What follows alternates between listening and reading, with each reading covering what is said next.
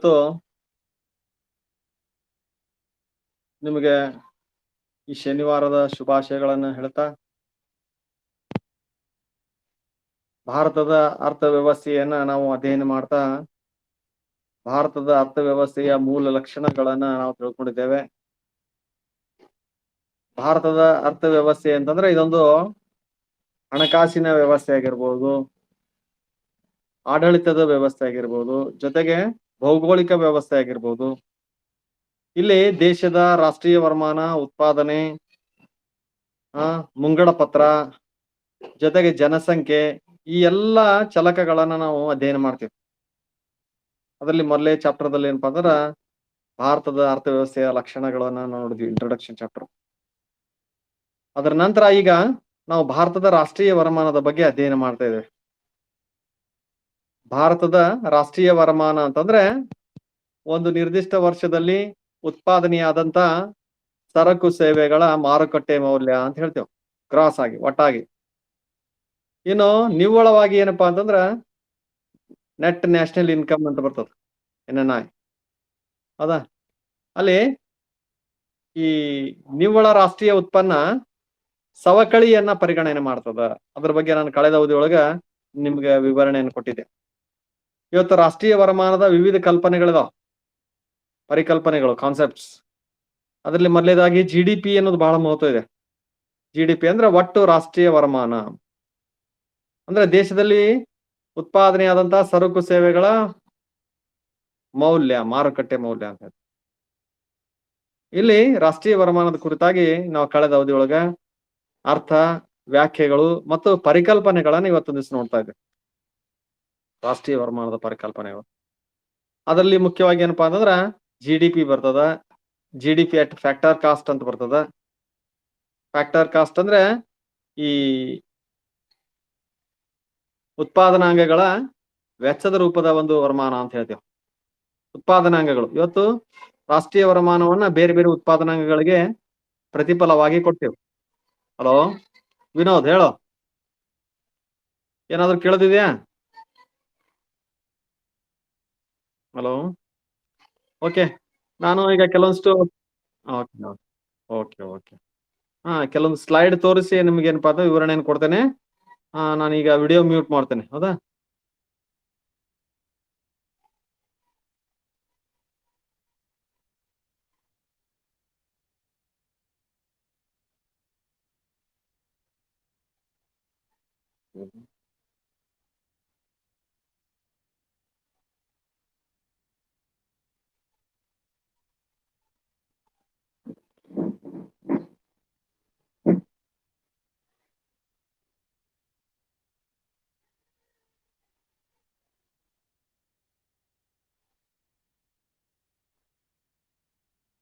ಈ ರಾಷ್ಟ್ರೀಯ ವರಮಾನದ ಪರಿಗಣನೆಯಲ್ಲಿ ನಮಗೆ ಇನ್ನೊಂದು ಪರಿಕಲ್ಪನೆ ಬರ್ತದೆ, ಅದು ತಲಾ ವರಮಾನ ಅಂತ ಹೇಳ್ತೀನಿ ನಾವು ನೋಡ್ತೀವಿ.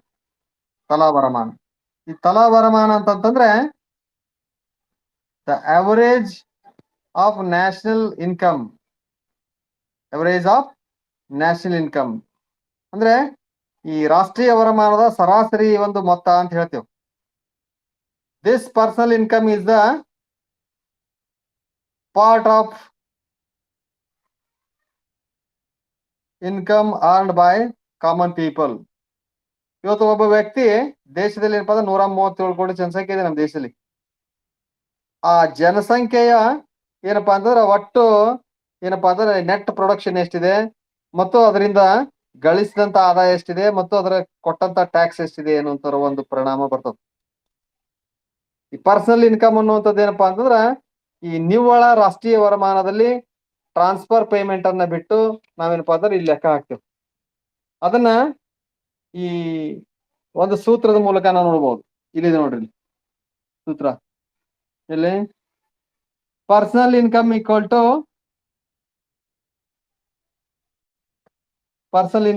ಟು ಬರ್ಕೋತಿದ್ರೆ ಬರ್ಕೊಡ್ರಿ. ರಾಷ್ಟ್ರೀಯ ವರಮಾನ ಅಂತಂದ್ರೆ ಇದು ತಲಾ ವರಮಾನ ಅಂತಂದ್ರೆ ಇಲ್ಲಿ ಸೋಷಿಯಲ್ ಕಾಂಟ್ರಿಬ್ಯೂಷನ್ಸ್ ಏನಿರ್ತಲ್ಲ, ವಿವಿಧ ವರ್ಗಗಳು, ಇವತ್ತು ಫ್ಯಾಕ್ಟರ್ಸ್ ಆಫ್ ಪ್ರೊಡಕ್ಷನ್ ಇರ್ಬೋದು, ಉತ್ಪಾದನಾಂಗಗಳನ್ನು ಪಾಲ್ಗೊಂಡಂತ ವ್ಯಕ್ತಿಗಳಿರ್ಬೋದು, ಅವರು ಕೆಲವೊಂದಿಷ್ಟು ಏನಪ್ಪಾ ಅಂತಂದ್ರ ಈ ವರಮಾನ ಏನಪ್ಪಾ ಅಂದ್ರೆ ಕೆಲವೊಂದಿಷ್ಟು ಭಾಗವನ್ನ ಟ್ಯಾಕ್ಸ್ ಮೂಲಕ ಸರ್ಕಾರಕ್ಕೆ ಕೊಡ್ತಾರ. ಇನ್ನು ಕೆಲವೊಂದಿಷ್ಟು ಭಾಗವನ್ನು ಸರ್ಕಾರದಿಂದ ಪಡಿತಾರ. ಅದಕ್ಕೆ ಸೋಷಿಯಲ್ ಕಾಂಟ್ರಿಬ್ಯೂಷನ್ಸ್ ಅಂತ ಕರೀತೀವಿ ನಾವು, ಸಾಮಾಜಿಕ ಕೊಡುಗೆಗಳು ಅಂತ. ಹೌದು, ಸರ್ಕಾರದಿಂದ ಜನರ ಕೈ ಹತ್ರ ಬರ್ತದೆ. ಟ್ಯಾಕ್ಸ್ ಹಾಕಿದಾಗ ಜನರ ದುಡ್ಡು ಸರ್ಕಾರದ ಹತ್ರ ಹೋಗ್ತದೆ. ಎರಡು ಒಂದು ಇದರಲ್ಲಿ ಏನಪ್ಪಾ ಅಂತಂದ್ರ ಅಂತರ ಏನಪ್ಪಾ ಅಂದ್ರೆ ಪರ್ಸನಲ್ ಇನ್ಕಮ್ ಅಂತ ಕರಿತೀವಿ. ಅದಕ್ಕೆ ಸಂಬಂಧಪಟ್ಟಾಗಿ ಈ ಸೂತ್ರವನ್ನು ನೋಡ್ಬೋದು ನೀವು. Personal income equal to NNP,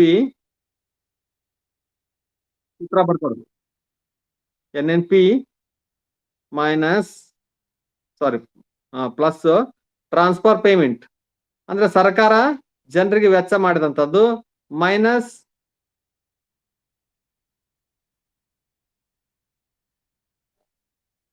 ಈ ಸೋಷಿಯಲ್ ಕಾಂಟ್ರಿಬ್ಯೂಷನ್ಸ್ SC. ಸರ್ಕಾರ ಏನಪ್ಪಾ ಅಂತಂದ್ರ ಒಂದ್ ಕಡೆ ಟ್ಯಾಕ್ಸ್ ತೆಗೆದುಕೊಳ್ತದೆ, ಇನ್ನೊಂದ್ ಕಡೆ ಜನರಿಗೆ ಕೆಲವಷ್ಟು ಹಣವನ್ನ ವರ್ಗಾವಣೆ ಮಾಡ್ತದೆ. ಆ ಒಂದು ಪ್ರಮಾಣದ ಒಂದು ಒಟ್ಟು ಮೊತ್ತವನ್ನ ನಾವು ತಲಾ ವರಮಾನ ಅಂತ ಕರಿತೀವಿ. ಈ ತಲಾ ವರಮಾನದಲ್ಲಿ ಕೆಲವೊಂದಿಷ್ಟು ಭಾಗ ಏನಪ್ಪಾ ಅಂತಂದ್ರ ಜನರಿಗೆ ವೆಚ್ಚ ಮಾಡ್ಲಿಕ್ಕೆ ಸಿಗ್ತದ, ಮತ್ತೆ ಏನಪ್ಪಾ ಅಂದ್ರೆ ಕೆಲವೊಂದಿಷ್ಟು ಭಾಗ ಏನಪ್ಪಾ ಅಂತಂದ್ರ ವೆಚ್ಚ ಮಾಡ್ಲಿಕ್ಕೆ ಸಿಗಂಗಿಲ್ಲ. ಅದನ್ನ ಲೆಕ್ಕ ಹಾಕ್ಲಿಕ್ಕೆ ಏನಪ್ಪಾ ಅಂದ್ರೆ ನಾವು 4ನೇ ಏನಪ್ಪಾ ಅಂತಂದ್ರ ಡಿಸ್ಪೋಸಬಲ್ ಇನ್ಕಮ್ ಅಂತ ಲೆಕ್ಕ ಹಾಕ್ತೇವೆ. DI, ಡಿಸ್ಪೋಸಬಲ್ ಇನ್ಕಮ್ ಅಂದ್ರೆ ವೆಚ್ಚ ಮಾಡಬಹುದಾದಂತ ವರಮಾನ. ಈ ವೆಚ್ಚ ಮಾಡಬಹುದಾದಂತ ವರಮಾನ ಅಂತಂದ್ರೆ ಈ ಪರ್ಸನಲ್ ಇನ್ಕಮ್ ಏನಿದೆಯಲ್ಲ, ಪರ್ಸನಲ್ ಇನ್ಕಮ್ ಜನರಿಗೆ ಕೆಲವು ಭಾಗ ಟ್ರಾನ್ಸ್ಫರ್ ಆಗಿರ್ತದೆ, ಕೆಲವು ಭಾಗ ಜಮಾ ಆಗಿರ್ತದೆ. ಆ PI minus disposable income taxes, ಆ ಟ್ಯಾಕ್ಸ್ ಅನ್ನ ಕಳೆದಾಗ ನಮಗೆ ದೊರೆಯುವಂತದ್ದು ಏನಪ್ಪಾ ಅಂತಂದ್ರ ಡಿಸ್ಪೋಸಬಲ್ ಟ್ಯಾಕ್ಸ್ ಅಂತ ಪರ್ಸನಲ್ ಇನ್ಕಮ್ ಸಿಗ್ತದೆ. ಹೌದಾ? ಇದು ಸಾರಿ, ಡಿಸ್ಪೋಸಬಲ್ ಇನ್ಕಮ್. ಹೌದಾ? DI equal to PI minus DT, direct taxes. ಹಾಗಾಗಿ ಇದು ಏನು DI ಬರ್ತದೆ. 3ನೇದು ಪರ್ಸನಲ್ ಇನ್ಕಮ್, 4ನೇದು ಡಿಸ್ಪೋಸಬಲ್ ಇನ್ಕಮ್. ಇನ್ನು 5ನೇ ಪರಿಕಲ್ಪನೆ per capita income, PCI, per capita income. Per capita income ಅಂತಂದ್ರ ಇದನ್ನ national income divided by P ಅನ್ನುವಂತ ಸೂತ್ರದ ಮೂಲಕ ಕಲಿತೇವೆ ನಾವು. National income divided by P. National income divided by P ಅಂದ್ರೆ ನ್ಯಾಷನಲ್ ಇನ್ಕಮ್ ಅಂದ್ರೆ ರಾಷ್ಟ್ರೀಯ ವರಮಾನ. ಇವತ್ತು ನಮ್ಮ ದೇಶದಲ್ಲಿ 10 ಲಕ್ಷ ವರಮಾನ ಇದೆ ಅಂತ ಕೊಟ್ಟು, 10 ಲಕ್ಷ ಕೋಟಿ ರೂಪಾಯಿ ವರಮಾನ ಇದೆ ನ್ಯಾಷನಲ್ ಇನ್ಕಮ್. ನಮ್ ಜನಸಂಖ್ಯೆ ಎಷ್ಟಿದೆ? 1 ಲಕ್ಷ ಇದೆ. ಎಷ್ಟಾಗ್ತದ?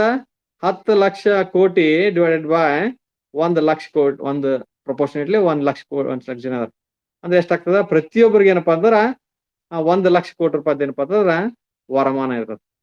ಇದು ನಾನು ಸಾಮಾನ್ಯ ಹೇಳಿದ್ದು. ಇನ್ನು ಭಾರತದಲ್ಲಿ 137 ಕೋಟಿ ಜನಸಂಖ್ಯೆ ಇದೆ. ಹೌದಾ? ಅದನ್ನ ನಾವು ಡಿವೈಡೆಡ್ ಬೈ ಈ population divided by national income ಎಷ್ಟಿದೆ? 37 ಲಕ್ಷ ಕೋಟಿ ರೂಪಾಯಿ ಎಷ್ಟಿದೆ ಬಜೆಟ್ ಅಂತ ಕೊಟ್ಟು, ರಾಷ್ಟ್ರೀಯ ಉತ್ಪಾದನೆ. ಅದನ್ನ ಡಿವೈಡ್ ಮಾಡಿದಾಗ ನಮಗೆ ಏನಪ್ಪಾ ಅಂತಂದ್ರ ಈ ತಲಾ ವರಮಾನ ಬರ್ತದೆ. ಅಂದ್ರೆ ದೇಶದ ಜನಸಂಖ್ಯೆಗೆ ಒಟ್ಟು ರಾಷ್ಟ್ರೀಯ ವರಮಾನವನ್ನ ಡಿವೈಡ್ ಮಾಡಿದಾಗ ನಮಗೆ ಏನಪ್ಪಾ ಅಂದ್ರ ತಲಾ ವರಮಾನ ಸಿಗ್ತದೆ. ಸೊ ಈ ರೀತಿಯಾಗಿ ಒಟ್ಟು 7 ಪ್ರಕಾರದ ಏನಪ್ಪಾ ಅಂತಂದ್ರ ರಾಷ್ಟ್ರೀಯ ವರಮಾನದ ಪರಿಕಲ್ಪನೆಗಳನ್ನ ನೋಡ್ತೇವೆ. ಅದರಲ್ಲಿ 2 ಫ್ಯಾಕ್ಟರ್ಸ್ ಆಫ್ ಕಾಸ್ಟ್ ನಲ್ಲಿ ಬರ್ತಾವ, 2 ಉತ್ಪಾದನಾಂಗಗಳ ವೆಚ್ಚದ ರೂಪದ ವರಮಾನ ಬರ್ತಾವ. ಇವುಗಳನ್ನ ನೀವು ತಿಳ್ಕೊಳ್ಬೇಕು. ಹೌದಾ? ರಾಷ್ಟ್ರೀಯ ವರಮಾನ ಅಧ್ಯಯನ ಮಾಡುವಾಗ ಈ ಉತ್ಪಾದನಾಂಗಗಳ ರೂಪದ ವೆಚ್ಚದ ವರಮಾನ ಜೊತೆಗೆ ಈ ಎಲ್ಲಾ ಅಂಶಗಳು ಬರ್ತಾವ. ಹೌದಾ? ಅದರಲ್ಲಿ ನಾನು ಇನ್ನೊಮ್ಮೆ ಹೇಳ್ತೇನೆ. 1ನೇದು GDP ಬರ್ತದ. GDP ದಲ್ಲಿ 2 ರೀತಿ ಬರ್ತಾವ. ಒಂದು GDP ಅಟ್ ಫ್ಯಾಕ್ಟರ್ ಕಾಸ್ಟ್ ಅಂತ ಬರ್ತದ, GDPF. ಇದು 1ನೇದ್ರಲ್ಲಿ 2. 2ನೇದೇನಪ್ಪ? ನೆಟ್ ನ್ಯಾಷನಲ್ ಪ್ರಾಡಕ್ಟ್ ಬರ್ತದೆ,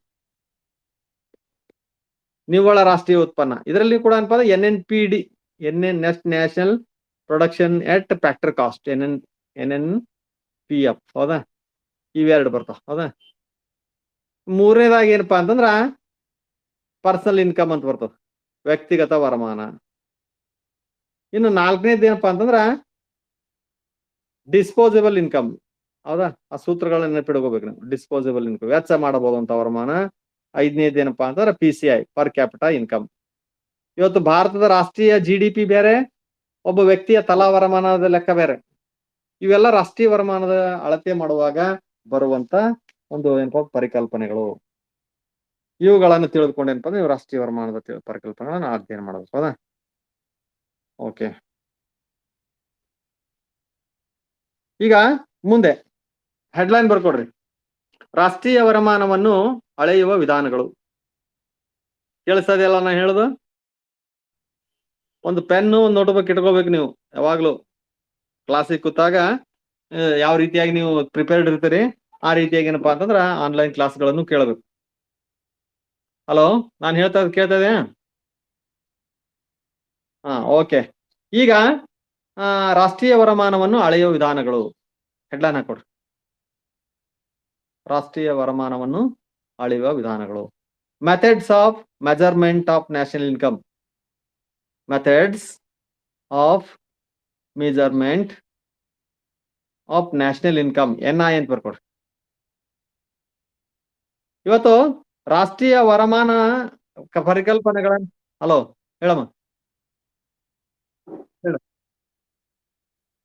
ಅಕೌಂಟ್ ಸರ್ ಯಾರು? ಅನಿಲ್ ಸರ? ಹೋದ ವಾರ ಇತ್ತ ಅವ್ರ ಕ್ಲಾಸ್? ಹೋದ ವಾರ ಪ್ರತಿ ವಾರ ತಗೋತಾರ? ಅಂದ್ರೆ ನಾವು ಈಗ ಇನ್ನೊಂದು ಅರ್ಧ ತಾಸು ಬಿಟ್ಟು ತಗೊಳಮ್ಮ, 12 ಗಂಟೆಗೆ. ಓಕೆ ಓಕೆ ಆಯ್ತು. ಆಮ ಅವ್ರ ಸಂಜೆ ಕಡಿಸಿ ಐತಿಲ್ಲ?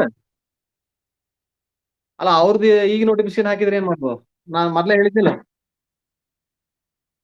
ಈಗ ಕಂಟಿನ್ಯೂ ಮಾಡೋಣ ನಾವು. ಹೌದಾ? ಅವ್ರಿಗೆ ಬೇಕಾದ್ರೆ ನೀವು ಮೆಸೇಜ್ ಹಾಕ್ರಿ, ಕ್ಲಾಸ್ ಆಲ್ರೆಡಿ ನಡೆದಂತೆ. ಈಗೇನಪ್ಪಾ ಅಂದ್ರೆ ಇನ್ನೊಂದು ಅರ್ಧ ತಾಸು ಮುಗಿಸ್ಬಿಡು ಮತ್ತೆ. ಹೌದಾ? ಓಕೆ, ಬರ್ಕೊಟ್ ಹೆಡ್ಲೈನ್. ರಾಷ್ಟ್ರೀಯ ವರಮಾನವನ್ನು ಅಳೆಯುವ ವಿಧಾನಗಳು. ಇಲ್ಲಿ measurement of national income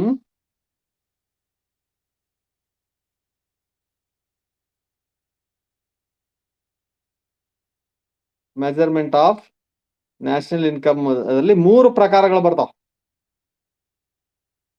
measurement of national income ಅಳೆಯುವಲ್ಲಿ 3 ಪ್ರಕಾರಗಳು ಬರ್ತಾವ. ಇವತ್ತು ರಾಷ್ಟ್ರದ ಒಂದು ಸಮಗ್ರ ವರಮಾನವನ್ನ ನಾವು ಬೇರೆ ಬೇರೆ ರೀತಿಯಿಂದ ಬೇರೆ ಬೇರೆ ದೇಶಗಳಲ್ಲಿ ಅಳಿತಾರೆ. ಅದರಲ್ಲಿ ಮೊದಲೇ ವಿಧಾನ ಏನಪ್ಪ ಅಂತಾರೆ? ಇನ್ಕಮ್ ಮೆಥಡ್, ವರಮಾನದ ಪದ್ಧತಿ. Income method. ಎರಡನೇದಾಗಿ ಏನಪ್ಪಾ ಅಂತಂದ್ರ ಎಕ್ಸ್ಪೆಂಡಿಚರ್ ಮೆಥಡ್. ಇದು ಎಕ್ಸ್ಪೆಂಡಿಚರ್ ಮೆಥಡ್. ಒಂದ್ ಕಡೆ ಇನ್ಕಮ್ ಮೆಥಡ್, ಇನ್ನೊಂದ್ ಕಡೆ ಎಕ್ಸ್ಪೆಂಡಿಚರ್ ಮೆಥಡ್. ಇವತ್ತು ಸಮಗ್ರ ರಾಷ್ಟ್ರೀಯ ವರಮಾನದಲ್ಲಿ ಬರುವಂತ ಬೇರೆ ಬೇರೆ ಭಾಗಗಳನ್ನ ಒಂದು ದೇಶದಲ್ಲಿ ಉತ್ಪಾದನೆಗಳಿಗೆ ದೊರೆಯುವಂತ ಆದಾಯದ ಮೂಲಕ ಅಳಿತಾರೆ, ಇನ್ನೊಂದು ಏನಪ್ಪಾ ಅಂದ್ರೆ ಎಕ್ಸ್ಪೆಂಡಿಚರ್ ಮೂಲಕ ಅಳಿತಾರ. ಇನ್ನು ಮೂರನೇದಾಗಿ ಪ್ರಾಡಕ್ಟ್ ಮೆಥಡ್, ಉತ್ಪಾದನೆ ವಿಧಾನ. ಪ್ರಾಡಕ್ಟ್ ಬರ್ಕೊಡ್ರಿ ಅವನ್ನ. ಆದಾಯದ ವಿಧಾನ, ವೆಚ್ಚದ ವಿಧಾನ ಮತ್ತು ಉತ್ಪಾದನೆಯ ವಿಧಾನ. ಇದನ್ನ ಒಂದೊಂದಾಗಿ ನಾವು ನೋಡ್ತಾ ಹೋಗೋಣ. ಇವತ್ತು ರಾಷ್ಟ್ರೀಯ ವರಮಾನ ಅಂತಂದ್ರೆ ಅಲ್ಲಿ GDP ಅಂತ ನಾವು ಲೆಕ್ಕ ಹಾಕ್ತೇವೆ. ಹೌದಾ? ಈ GDPಯನ್ನ ದೇಶದಲ್ಲಿರುವಂತ ಈ ಉತ್ಪಾದನಾಂಗಗಳ ಪ್ರತಿಫಲ ರೂಪದಲ್ಲಿ ಅಥವಾ ಆದಾಯ ರೂಪದಲ್ಲಿ ನಾವು ಅಳಿತೇವೆ. ಉದಾಹರಣೆಗೆ ಏನಪ್ಪಾ ಅಂತಂದ್ರ ಕೂಲಿಕಾರರಿಗೆ ವೇಜ್ ಕೊಡ್ತೇವೆ. ಹೌದಲ್ಲ? ಇವತ್ತು ನಮ್ಮ ದೇಶದಲ್ಲಿ ಶ್ರಮಿಕರು, ಕೂಲಿಕಾರರು ಇರ್ತಾರ ಅಥವಾ ಕೃಷಿಕರು ಇರ್ತಾರ. ಅವರಿಗೆ ಕೊಟ್ಟಂತ ವರಮಾನವನ್ನು ಲೆಕ್ಕ ಹಾಕ್ತೇವೆ. ಆಮೇಲೆ ಇನ್ನೊಂದೇನಪ್ಪ, ಕೂಲಿ ಲ್ಯಾಂಡ್ ಕೊಟ್ಟಂತ ಏನು ರೆಂಟ್ ಲೆಕ್ಕ ಹಾಕ್ತೇವೆ. ರೆಂಟ್. ಇವತ್ತು ಭೂಮಿಗೆ ಪ್ರತಿಫಲವಾಗಿ ಏನ್ ಕೊಡ್ತೇವೆ ನಾವು? ಗೇಣಿಯನ್ನ ಕೊಡ್ತೇವೆ. ಹೌದಾ? ಅದ್ರ ಜೊತೆಗೆ ಈ ಬಂಡವಾಳಕ್ಕೆ ಕೊಡುವಂತ ಪ್ರತಿಫಲ, ಪ್ರಾಫಿಟ್, ಅದನ್ನ ಲೆಕ್ಕ ಹಾಕ್ತಿವಿ, ಅದ್ರ ಕೂಡಿಸ್ತೀವಿ. ಅದ್ರ ಜೊತೆಗೆ ಏನಪ್ಪಾ ಅಂತಂದ್ರ ಇಂಟ್ರೆಸ್ಟ್, ಮೂರನೇದಾಗಿ ಏನಪ್ಪಾ ಅಂದ್ರೆ ಇಂಟ್ರೆಸ್ಟ್ ಅಂತ ಕರಿತೇವೆ. W+R+P+I ಇದೆಲ್ಲ ಸೇರಿಸಿದಾಗ ಏನಪ್ಪಾ ಅಂದ್ರೆ ಒಟ್ಟು ಈ ಉತ್ಪಾದನಾಂಗಗಳ ರೂಪದ ಅಥವಾ ಉತ್ಪಾದನಾಂಗಗಳ ಆದಾಯ ರೂಪದ ವರಮಾನ ದೊರೀತದೆ. ಇವತ್ತು ನಮ್ಮ ದೇಶದಲ್ಲಿ ಬೇರೆ ಬೇರೆ ಉತ್ಪಾದನೆಗಳಿದಾವ. ಅದಕ್ಕೆ ಲ್ಯಾಂಡ್, ಲೇಬರ್, ಕ್ಯಾಪಿಟಲ್, ಆರ್ಗನೈಸೇಷನ್ ಅಂತ ಕರಿತೇವೆ. ಲ್ಯಾಂಡಿಗೆ ಬದಲಾಗಿ ಏನ್ ಕೊಡ್ತೇವೆ? ರೆಂಟ್ ಕೊಡ್ತೇವೆ. ಕೂಲಿಗೆ ಬದಲಾಗಿ ವೇಜ್ ಕೊಡ್ತೇವೆ, ಬಂಡವಾಳಕ್ಕೆ ಬದಲಾಗಿ ಪ್ರಾಫಿಟ್ ಕೊಡ್ತೇವೆ ಪಿ. ಇನ್ನು ಈ ಬಂಡವಾಳ ಬದಲಾಗಿ ಆರ್ಗನೈಸೇಷನ್ ಬದಲಾಗಿ ಪಿ ಕೊಡ್ತೇವೆ, ಇನ್ನು ಬಂಡವಾಳಕ್ಕೆ ಬದಲಾಗಿ ಇಂಟ್ರೆಸ್ಟ್ ಕೊಡ್ತೇವೆ. ಇದನ್ನ ಈ ಸೂತ್ರವನ್ನು ಬಳಸಿ ಏನಪ್ಪಾ ಅಂತ ನೀವು ಈ ಇನ್ಕಮ್ ಮೆಥಡ್ ಅನ್ನು ನೀವು ತಿಳ್ಕೊಬಹುದು. ಒಂದೇದು ಹೌದಾ, ಒಂದೇ ಇನ್ಕಮ್ ಮೆಥಡ್ ಇದೆ ಹೇಳ್ತಾ ಇರೋದು ಹೌದಾ. ಇನ್ನು ಎರಡನೇದಾಗಿ ಎಕ್ಸ್ಪೆಂಡಿಚರ್ ಮೆಥಡ್. ಎಕ್ಸ್ಪೆಂಡಿಚರ್ ಮೆಥಡ್ ಅಂದ್ರ ಈ ದೇಶದಲ್ಲಿ ಆದಂತ ಒಟ್ಟು ವೆಚ್ಚದ ಒಂದು ಪ್ರಮಾಣವನ್ನ ಲೆಕ್ಕ ಹಾಕಿ ಏನಪ್ಪಾ ಅಂದ್ರೆ ನಾವು ಈ ರಾಷ್ಟ್ರೀಯ ವರಮಾನವನ್ನು ಲೆಕ್ಕ ಹಾಕ್ತೇವೆ ಹೌದಾ. ಯಾವಾಗ ನಾವು ಉತ್ಪಾದನೆ ಮಾಡ್ತಿರ್ತೀವಿ ಅವಾಗ ವೆಚ್ಚ ಮಾಡ್ತಿರ್ತೇವೆ, ಅದ್ರ ಜೊತೆಗೆ ಏನಪ್ಪಾ ಅಂದ್ರೆ ಇನ್ನೂ ಹಲವಾರು ಏನಪ್ಪಾ ಅಂದ್ರೆ ವೆಚ್ಚಗಳನ್ನ ಮಾಡ್ತೇವೆ. ಅದರಲ್ಲಿ ಮುಖ್ಯವಾಗಿ ಏನಪ್ಪಾ ಅಂದ್ರೆ GDP equal to consumption cost ಮಾಡ್ತೇವೆ, ವೆಚ್ಚ ಮಾಡ್ತೇವೆ ಹೌದಾ, ಅನುಭೋಗಕ್ಕಾಗಿ. ಆಮೇಲೆ ಇನ್ವೆಸ್ಟ್ಮೆಂಟ್ ಎಕ್ಸ್ಪೆಂಡಿಚರ್ ಮಾಡ್ತೇವೆ, ಹೂಡಿಕೆ ವೆಚ್ಚ. ಆಮೇಲೆ ಗವರ್ಮೆಂಟ್ ಕೂಡ ವೆಚ್ಚ ಮಾಡ್ತದೆ. ಇದು ಸಮಗ್ರವಾಗಿ ಏನಪ್ಪಾ ಅಂದ್ರೆ ದೇಶದ CIG ಅಂತ ಕರಿತೇವೆ. ಅದ್ರ ಜೊತೆಗೆ ಏನಪ್ಪಾ ಅಂದ್ರೆ ಬ್ರಾಕೆಟ್ ನಲ್ಲಿ ಎಕ್ಸ್ಪೋರ್ಟ್ ಮೈನಸ್ ಇಂಪೋರ್ಟ್ ಅದರ ಒಂದು ಪ್ರಮಾಣವನ್ನು ಲೆಕ್ಕ ಹಾಕಿ ಏನಪ್ಪಾ ಅಂದ್ರೆ ನಾವು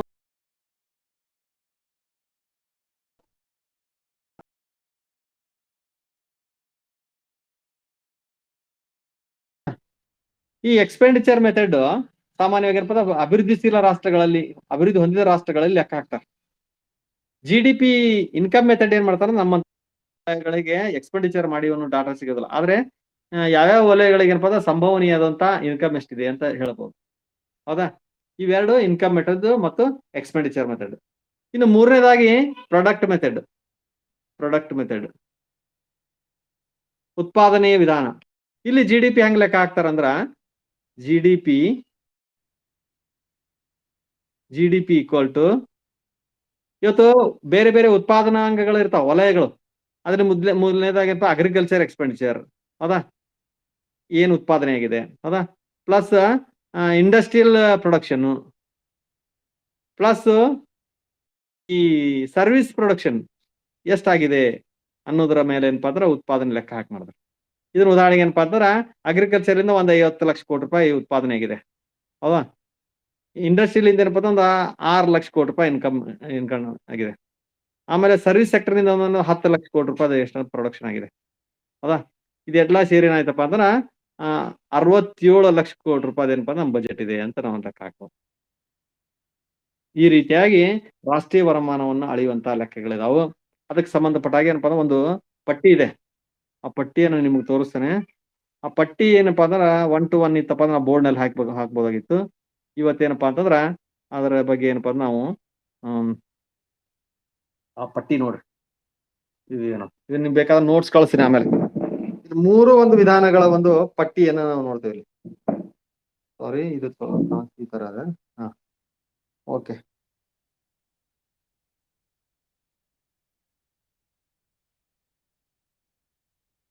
ನಿಂಬರ್ಕಿ ಕಾಣಿಸ್ತಾ ಇಲ್ಲ ಇದು.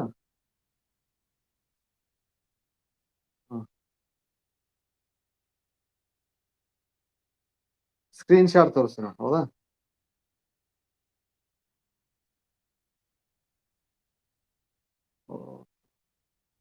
ಬರ್ತಾ ಇಲ್ಲ. ಅದ್ರ ಬಗ್ಗೆ ಏನಪ್ಪಾ ಅಂದ್ರೆ ನಾನು ನಿಮ್ಗೆ ನೋಟ್ಸ್ ಬಿಡ್ತೇನೆ ಹೌದಾ.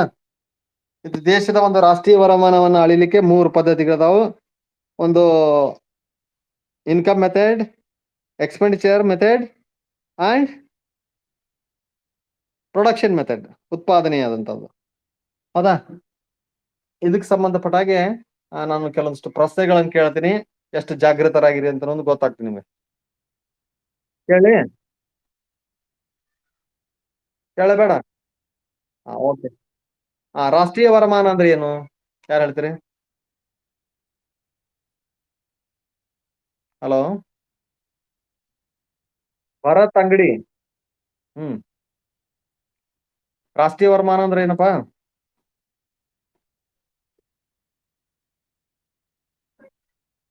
ಆದಾಯದ ಒಟ್ಟು ಮೊತ್ತ ಹೌದಾ. ಓಕೆ. ಮತ್ತೆ ರಾಷ್ಟ್ರೀಯ ವರಮಾನದ ವ್ಯಾಖ್ಯೆಯನ್ನು ಯಾರು ಹೇಳ್ತೀರಿ? ಪೂಜಾ ಬರ್ಸಿದ್ನೆಲ್ಲ ನಾನು ಕಳೆದ ಅವಧಿಯೊಳಗ. ಹಲೋ ಕೇಳಿಸ್ತಾ ಇದೆ ಇಲ್ಲ ನನಗ? ಪೂಜೆ ಅಲ್ಲ, ಪೂಜಾ ಕೇಳಾಗ್ತೀನಿ ನಿನಗ. ದೊಡ್ಡ ಮನಿ. ಹಾ, ಕೇಳಸ ಇದೆಯಾ? ಗೀತಾ ಕುಂದರ್ಗಿ ಎಲ್ಲ ಒಂದ್ 24 ಜನ ಅದಿರಿ 65 ಜನರಲ್ಲಿ. ಹಾ, ಆನಂದ್ ಪಡವಾಳ್ ಹೇಳ್ತಾನಂತ. ಎಲ್ಲದನಪ್ಪ ಅವ ಆನಂದ? ಅನು ಎಲ್ಲಿದೀಪಿ? ಹಾ, ಕ್ಲಾಸ್ ನಲ್ಲಿ ಇದೆಯಾ? ಪಡದಾಳಿ, ರಾಷ್ಟ್ರೀಯ ವರಮಾನದ ವ್ಯಾಖ್ಯೆ ಹೇಳಪ್ಪ ಒಂದು. ಹಾ ಆಯ್ತು. ರಾಷ್ಟ್ರೀಯ ವರಮಾನದ ಪರಿಕಲ್ಪನೆಗಳು ಯಾವುವು? What are the concepts of national income? Book ಇಲ್ಲ ಅಂದ್ರೆ ನಾನು ಬೋರ್ಡ್ ಮೇಲೆ ಬರ್ಸಿದ್ದೆಲ್ಲ ಅದು ಐದು ಐದು. ಹಾ? ಈಗ ಜಾಯ್ನ್ ಆದಿ. ಗುಡ್. ಬುಕ್ ತಗೋ, ನೋಟ್ಸ್ ಕಳ್ಸಿರ್ತೀನಿ, ಅವನ್ನೆಲ್ಲ ನೋಡ್ಕೋ. ಹಾ, ಆಯ್ತಾಯ್ತು, ಓಕೆ. ಹಾ, ರಕ್ಷಿತಾ, ರಾಷ್ಟ್ರೀಯ ವರಮಾನದ ಪರಿಕಲ್ಪನೆಗಳ ಹೇಳವ. ಹಾ,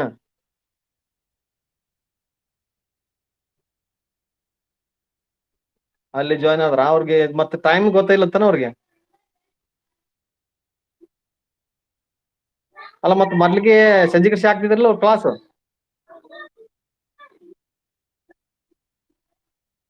ಸೆಕೆಂಡ್ ಸೆಮಿಂದ ಅದ ಮತ್ತೆ ನೀವ್ಯಾಕೆ ತಲೆ ಕೆಡ್ಸಿದ್ರಿ? ಹ್ಮ್ ನಿಮ್ಗೆ ನೋಟಿಫಿಕೇಶನ್ ಬಂದಿದೆ ಅಂದ್ರೆ ನಿಮ್ದು ಕ್ಲಾಸ್ ಇಲ್ಲ ಅಂತ ತಲೆ ಕೆಡಿಸ್ಬೇಡ್ರಿ. ಹ್ಮ್ ಈಗ ರಾಷ್ಟ್ರೀಯ ಹಲೋ, ಯಾರು ಯಾರು ಎಷ್ಟು ಸೆಮ್ ಅದ? ಇದು 6ನೇ ಸೆಮಿಸ್ಟರ್ ಇದಿಲ್ಲ ಇದು ಕ್ಲಾಸ್. Hello, okay. ಈಗ ರಾಷ್ಟ್ರೀಯ ವರಮಾನದ ಪರಿಕಲ್ಪನೆಗಳು ಯಾವುವು? ಒಂದು GDP ಬರ್ತದ, ಹೌದಾ? Gross domestic product. ಹಾ, NNP ಬರ್ತದ, ನಿವ್ವಳ ರಾಷ್ಟ್ರೀಯ ವರಮಾನ ಅಂತ. ಹೌದಾ? ನಿವ್ವಳ ರಾಷ್ಟ್ರೀಯ ವರಮಾನದ ಸೂತ್ರ ಹೇಳ್ರಿ ರಕ್ಷಿತಾ. ಹಾ, NNP minus GDP minus depreciation, ಸವಕಳಿ, ಹೌದಲ್ಲ? ಹಾ, ಓಕೆ. ಇನ್ನು personal income, per capita income ಅಂದ್ರೆ ಏನು? ಪರ್ ಕ್ಯಾಪಿಟಾ ಇನ್ಕಮ್, ತಲಾ ವರಮಾನ, ಯಾರು ಹೇಳ್ತೀರಿ? ಸುನೀತಾ, ಹಲೋ, ಮಾತಾಡ್ಬೇಡ್ರಿ, ಮ್ಯೂಟ್ ಮಾಡಿ ನಿಮ್ಗೆಲ್ಲ. ಆನಂದ, ಹಲೋ. ಓಕೆ, ಇರ್ಲಿ. ಈಗ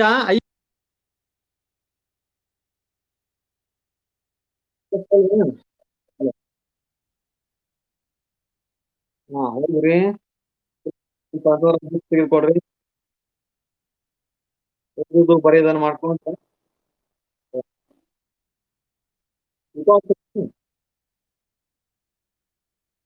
ಓಕೆ.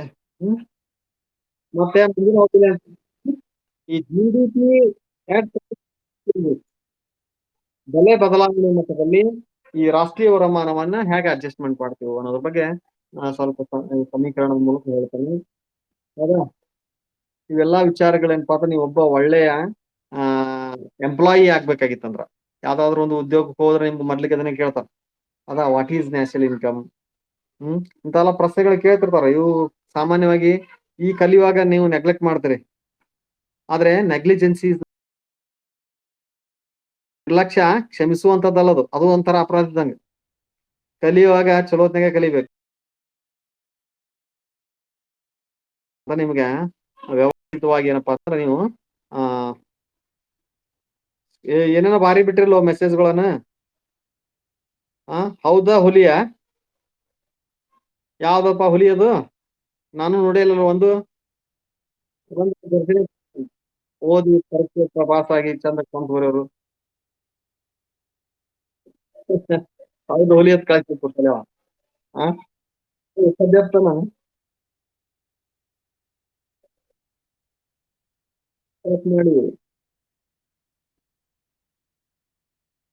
ಈಗ ಅವೆಲ್ಲ ಮಿಸ್ಚಿಪ್ ಎಲ್ಲ ಮಾಡ್ಬೇಡ್ರಿ. ಸ್ವಲ್ಪ ಲಿಮಿಟೆಡ್ ಆಗಿ ಏನಪ್ಪಾ ಅಂತಂದ್ರ ಕೇಳ್ರಿ ವಾಯ್ಸ್. ಆಮೇಲೆ ಹಲೋ, ಯಾವ್ದೋ ಕೂಸಿನ ಇದು ಕೇಳಾಕತ್ತದಲ್ಲ ಧ್ವನಿ. ಓಕೆ, ಮತ್ತೆ ಭೇಟಿಯಾಗೋಣ. ಹಲೋ, ಲೈಬ್ರರಿಗೆ ಹೋಗಿ ಬರ್ರಿ.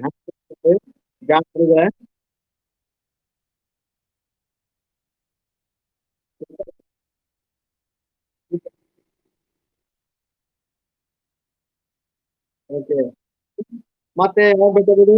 ಮುಂದಿನ ವಾರ ಮೀಟಿಂಗಿಗೆ ಬಂದಂಗ. ನಾಳೆ ಸಿಗೋಣ.